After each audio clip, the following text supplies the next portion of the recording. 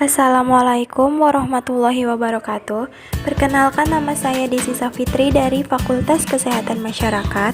Di sini saya akan menjelaskan kelainan seksual pada remaja. Baiklah, langsung saja kita memasuki materi berikut ini. Kelainan seksual atau parafilia adalah bangkitnya gairah seksual secara terus-menerus terhadap suatu objek, situasi, atau individu tertentu yang tidak lazim. Beberapa kasus kelainan seksual terjadi tidak hanya pada orang dewasa, namun juga pada anak-anak. Jenis-jenis kelainan seksual.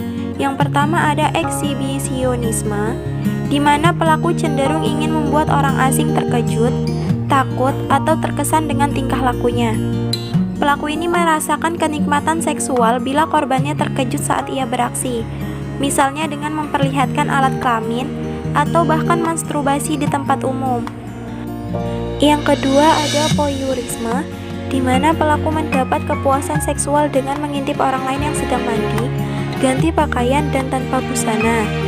Pada perilaku ini, si pelaku tidak bertujuan menjalin kontak seksual dengan korban. Yang ketiga ada proteurisme, di mana pelaku mendapat kepuasan seksual dengan menggesekkan kelamin pada tubuh orang yang tak dikenal. Yang keempat ada paedofilia, di mana pelaku memiliki fantasi, ketertarikan, bahkan melibatkan aktivitas seksual dengan anak di bawah usia 13 tahun. Yang kelima ada sadomasokis, di mana pelaku mendapat kepuasan seksual dari rasa sakit. Aktivitas seksual yang dilakukan seringkali berbahaya demi mencapai orgasme.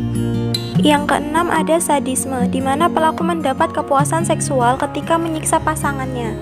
Penderitaan fisik atau psikologis pasangan akan membawa kesenangan bagi si pelaku. Yang ketujuh ada transvestitisme, di mana pelaku adalah pria heteroseksual yang mendapat kepuasan seksual dengan berdandan sebagai wanita. Kedelapan ada nekrofilia, di mana pelaku mendapat kepuasan seksual ketika melakukan aktivitas seksual pada mayat.